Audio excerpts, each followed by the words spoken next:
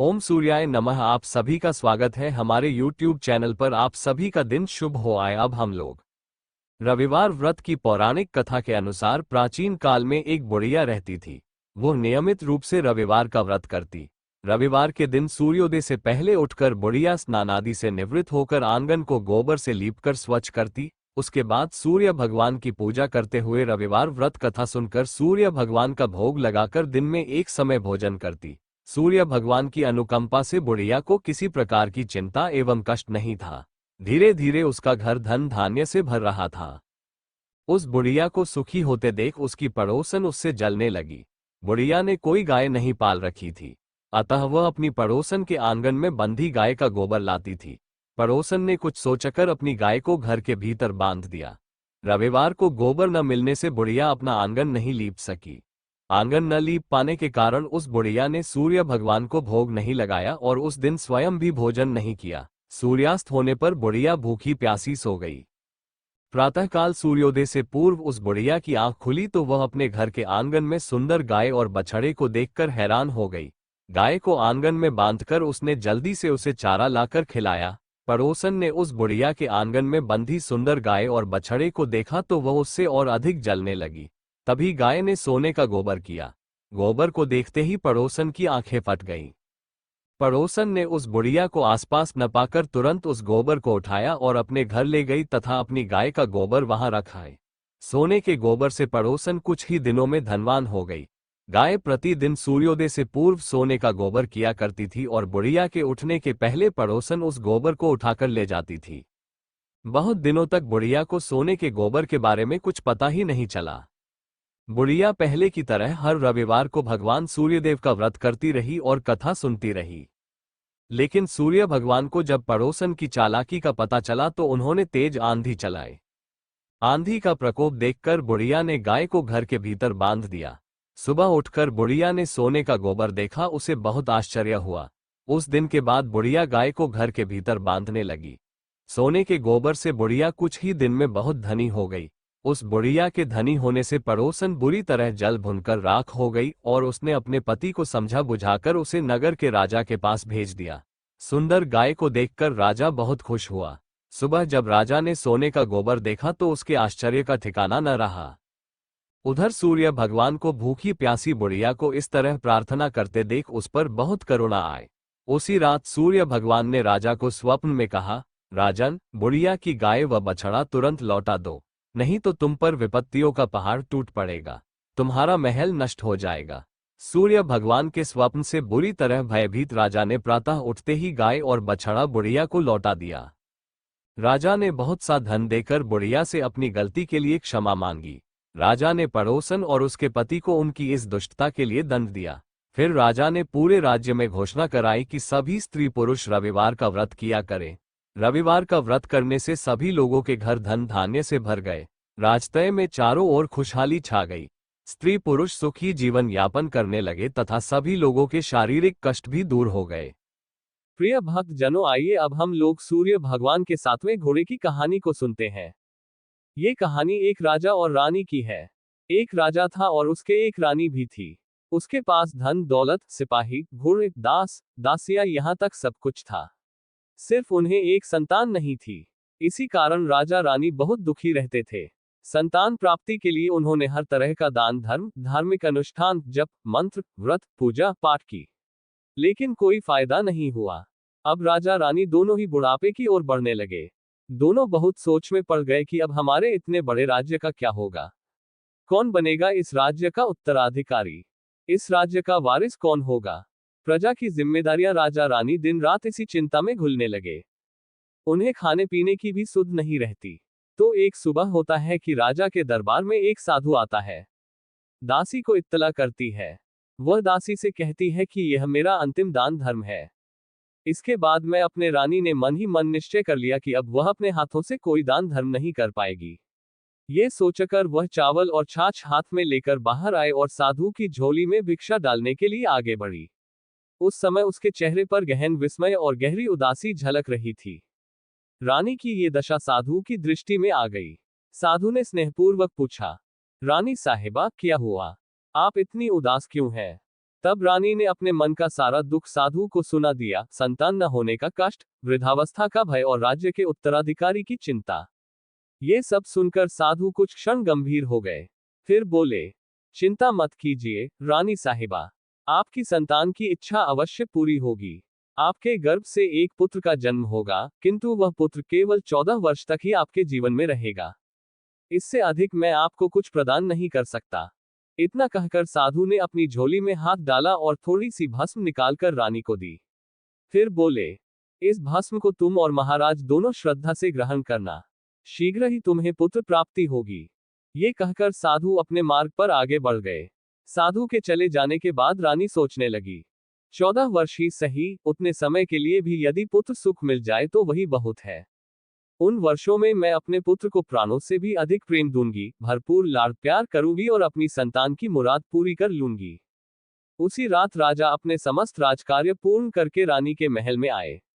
रानी ने साधु से हुई पूरी बातचीत उन्हें विस्तार से सुनाई और भस्म दिखाते हुए बोली, साधु महाराज ने हम दोनों को इसे ग्रहण करने को कहा है। राजा ने कहा, इतना दान धर्म किया किंतु आज तक कोई फल नहीं मिला। राजा का स्वभाव अविश्वासी था, फिर भी पत्नी को दुखी न देख पाने के कारण उन्होंने भस्म ग्रहण करने की स्वीकृति दे दी। इसके बाद राजा रानी दोनों ने स्नान किया, अपने इष्ट देव का स्मरण किया, पितरों को याद किया, साधु महाराज का नाम लेकर भस्म ग्रहण की और प्रसाद बांटकर भोजन किया। फिर दोनों निश्चिंत होकर शयन करने चले गए। कुछ ही दिनों बाद साधु के वचनों के अनुसार रानी गर्भवती हो गई। ये जानकर राजा रानी की प्रसन्नता का ठिकाना न रहा। राजा ने कहा, महारानी, सचमुच महासाधु की कृपा हम पर हो गई है। 9 महीने पूरे होने पर रानी ने एक अत्यंत सुंदर गोरे चिट्टे पुत्र को जन्म दिया। राजा ने बड़े धूमधाम से पुत्र का नामकरण संस्कार कराया। पूरे राज्य में 8 दिनों तक उत्सव मनाया गया। पुत्र की कुंडली देखने के लिए पंडितों को बुलाया गया। कुंडली देखकर पंडित चिंतित हो गए और बोले, महाराज, ये राजपुत्र केवल 14 वर्ष तक ही आपके साथ रहेगा। राजपुत्र दिन प्रतिदिन बढ़ने लगा। जब वह 7 वर्ष का हुआ तो राजा ने एक श्रेष्ठ गुरु की नियुक्ति की। गुरु ने उसे विद्या, राजकाज, शास्त्र शस्त्र, युद्धकला, घुड़सवारी तथा सभी आवश्यक विद्याओं में निपुण कर दिया। 12 वर्ष की आयु में शास्त्रों की मर्यादा के अनुसार एक योग्य राजकन्या से उसका विवाह कर दिया गया। 2 वर्ष बीत गए और राजपुत्र 14 वर्ष का हो गया। एक दिन राजपुत्र ने राजा से कहा, पिताजी, मैं अपना पूरा राज्य घूमकर देखना चाहता हूँ। आज तक मैंने इस राजमहल के अतिरिक्त कुछ नहीं देखा। पुत्र की यह बात सुनकर राजा चिंतित हो उठे, क्योंकि राजपुत्र का 14वां वर्ष आरंभ हो चुका था और अनहोनी का समय निकट था। किंतु वे ये सत्य पुत्र को नहीं बता सकते थे। राजा ने चेहरे पर प्रसन्नता लाते हुए कहा, हाँ बेटा, अवश्य जाओ। तुम्हें अपने राज्य को देखना चाहिए। कल मेरे बाद तो तुम्हें ही राजा बनना है। बस एक बात का ध्यान रखना, तुम कहाँ जाते हो और क्या करते हो, यह अपनी पत्नी को मत बताना। राजपुत्र ने सिर झुकाकर कहा, जैसा आपने कहा है पिताजी, मैं वैसा ही करूंगा। राजपुत्र ने पिता की बात मानते हुए कहा, जैसा आपने कहा है पिताजी, मैं वैसा ही करूंगा। इसके बाद राजपुत्र दिन भर अपनी पत्नी के साथ आनंद पूर्वक समय बिताने लगा। दोनों हंसी खुशी रहते, प्रेम से बातें करते और जीवन का सुख भोगते। किंतु प्रतिदिन रात्रि ठीक 12 बजे राजपुत्र चुपचाप अपने शयन कक्ष से उठकर बाहर चला जाता और भोर होने से पहले पुनः लौटकर अपने बिस्तर पर सो जाता। ये क्रम अनेक दिनों तक चलता रहा। उधर राजपुत्र का 14वां वर्ष समाप्त होने में अब केवल कुछ ही दिन शेष थे। एक रात राजपुत्र की पत्नी की अचानक नींद खुल गई। उसने देखा कि बिस्तर पर उसका पति नहीं है। वह घबरा गई। पूरे महल में ढूंढा पर राजपुत्र कहीं दिखाई नहीं दिया। वह सोच में पड़ गई, मैं किससे कहूं, किसे बताऊं। कुल मर्यादा के कारण वह चुप रही। प्रातःकाल उसने देखा कि उसका पति अपने स्थान पर शांत भाव से सो रहा है। उसने कुछ भी पूछना उचित न समझा। दूसरी रात भी वही हुआ। फिर तीसरी, चौथी और कई रातों तक यही क्रम चलता रहा। धीरे धीरे रानी के मन में गहरी चिंता घर करने लगी। वह रात में कहाँ जाता है, किससे मिलने जाता है, कहीं किसी और से प्रेम तो नहीं करता। ये प्रश्न उसके मन को दिन रात कचोटने लगे। वह पति से पूछने का साहस नहीं जुटा पाती, डरती थी कि कहीं वह क्रोधित न हो जाए। सास ससुर से पूछने का विचार करती तो कुल की मर्यादा आड़े आ जाती। इस प्रकार वह अपने मन की पीड़ा मन ही मन दबाए रहने लगी। चिंता के कारण उसका मन भोजन पानी से भी हट गया। वह दिन प्रतिदिन दुर्बल और क्षीण होती चली गई। उसी राज्य में एक वृद्धा रहती थी, जो प्रतिदिन महल में फूल बेचने आती थी। वह सदैव छोटी रानी को फूल दिया करती थी। एक दिन उस वृद्धा की दृष्टि रानी पर पड़ी। उसने देखा कि रानी अत्यंत दुबली और उदास दिखाई दे रही है। वृद्धा ने स्नेहपूर्वक पूछा, बेटी, तुम्हें क्या दुख है? तुम इस प्रकार सूख कर कांटा क्यों बनी जा रही हो? रानी का संयम टूट गया। वह बोली, अम्मा, क्या बताऊं? मेरा पति हर रात बिस्तर से उठकर कहीं चला जाता है और सुबह होने पर लौट आता है। वह कहाँ जाता है, किससे मिलता है, ये सोच सोचकर मेरा मन जलने लगता है। इसी चिंता में मैं न तो ठीक से खा पा रही हूँ, न ही चैन से रह पा रही हूँ। रानी की बात सुनकर वृद्धा कुछ क्षण सोचती रही, फिर बोली, बेटी, आज रात तुम सोना मत। अपने पति के पीछे पीछे जाकर देखो कि वह कहाँ जाता है और क्या करता है। पर यदि तुम्हें नींद आ गई तो सब व्यर्थ हो जाएगा। इसलिए एक उपाय बताती हूँ। फिर वृद्धा ने कहा, अपने बाएं हाथ की उंगली में थोड़ा सा घाव कर लेना और उस पर मिर्च लगा देना।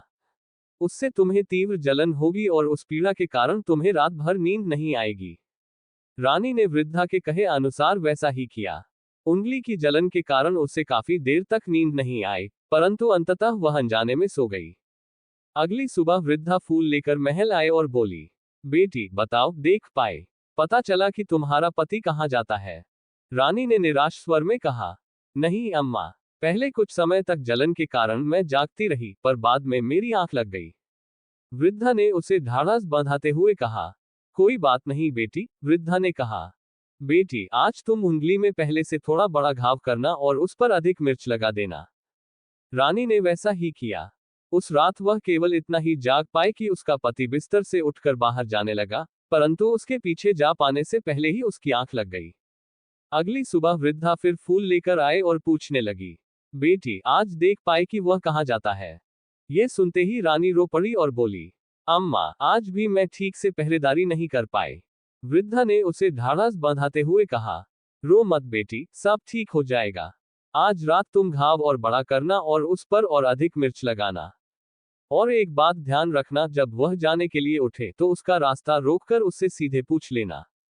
रानी ने वृद्धा की सलाह मान ली। उस रात उंगली की तीव्र पीड़ा के कारण रानी को नींद नहीं आई। ठीक 12 बजे जब राजपुत्र बिस्तर से उठकर महल से बाहर जाने लगा, तभी रानी ने उसका मार्ग रोक लिया और बोली, आप कहाँ जा रहे हैं? किससे मिलने जा रहे हैं? मुझे सब सच सच बताइए। राजपुत्र ने उसे समझाने का प्रयास किया और बोला, यदि यह बात मैंने तुम्हें बता दी तो फिर मैं तुम्हें कभी नहीं मिल पाऊंगा। रानी ने दृढ़ स्वर में कहा, न मिल पाऊं तो भी चलेगा, परंतु अब ये जानना मेरे लिए आवश्यक है कि आप रात के समय कहाँ जाते हैं। रानी की जिद के आगे राजपुत्र विवश हो गया। उसी क्षण उसका 14वां वर्ष समाप्त होकर 15वां वर्ष आरंभ होने वाला था। उसने मन ही मन सोचा, जो होना है हो जाने दो। राजपुत्र ने कुछ चावल लिए और मंत्रों से सिद्ध कर दिए।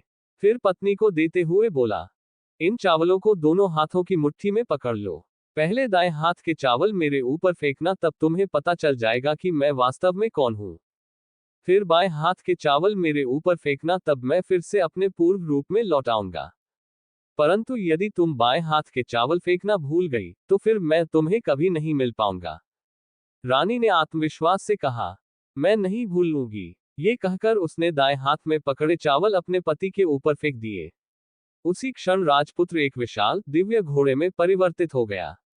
वह अत्यंत सुंदर, उज्ज्वल श्वेत रंग का था, जिसकी गर्दन पर लंबी लंबी लहराती हुई बालाएं थीं। देखते ही देखते वह तीव्र वेग से दौड़ने लगा।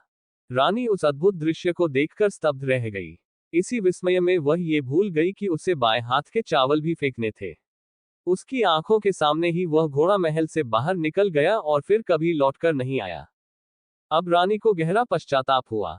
वह स्वयं को कोसने लगी, परंतु अब कुछ भी किया जाना संभव नहीं था। राजपुत्र वापस आने वाला नहीं था। प्रातःकाल जब ये समाचार महाराज और महारानी को मिला तो वे अत्यंत दुखी हो गए। शोक में डूबकर दोनों शैया से लग गए और दिन रात इसी आशा में रहते कि कभी न कभी उनका पुत्र लौट आएगा। 1 महीना बीत गया, फिर 2, 3, 4 और 6 महीने भी बीत गए, परंतु राजपुत्र का कहीं कोई पता नहीं चला। प्रधान ने अनेक सिपाहियों को उसे खोजने के लिए भेजा, किंतु सभी प्रयास निष्फल रहे।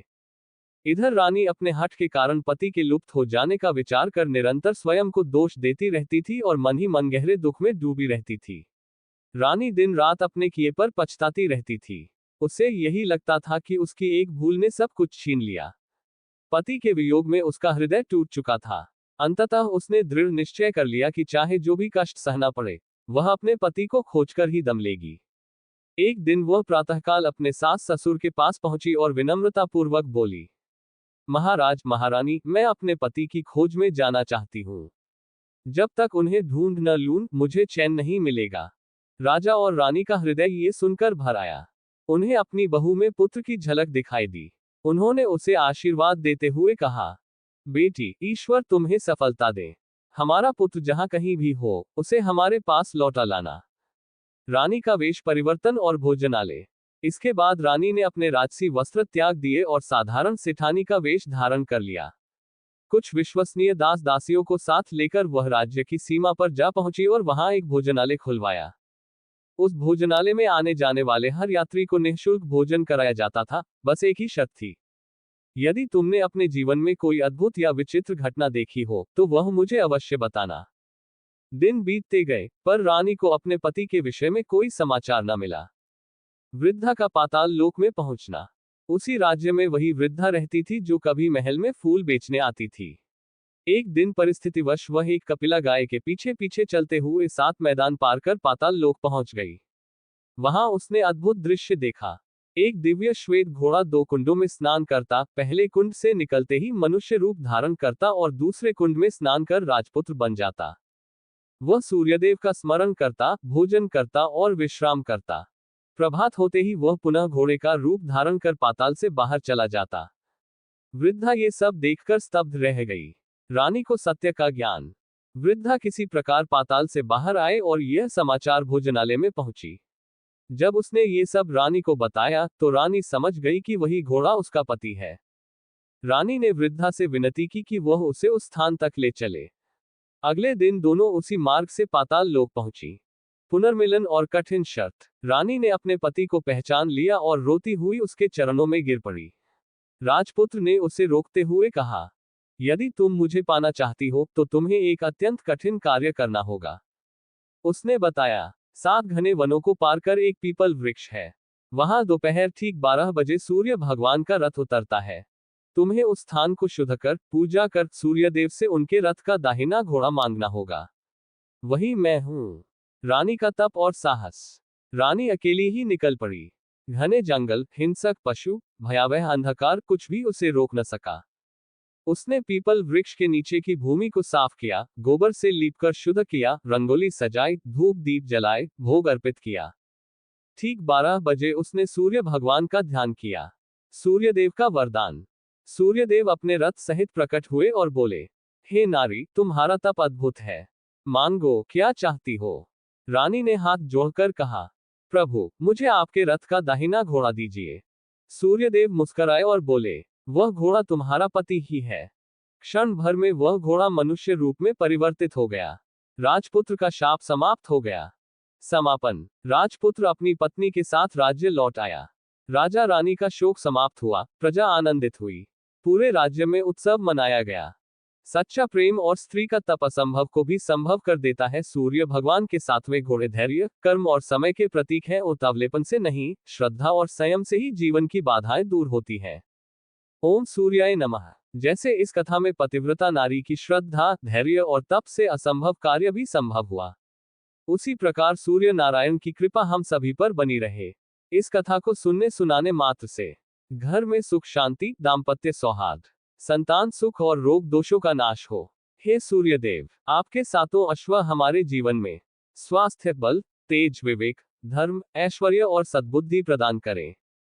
इस कथा श्रवण का जो पुण्य फल है, वह समस्त श्रोताओं को प्राप्त हो। ओम तत्सत। इति कथा संपूर्णम।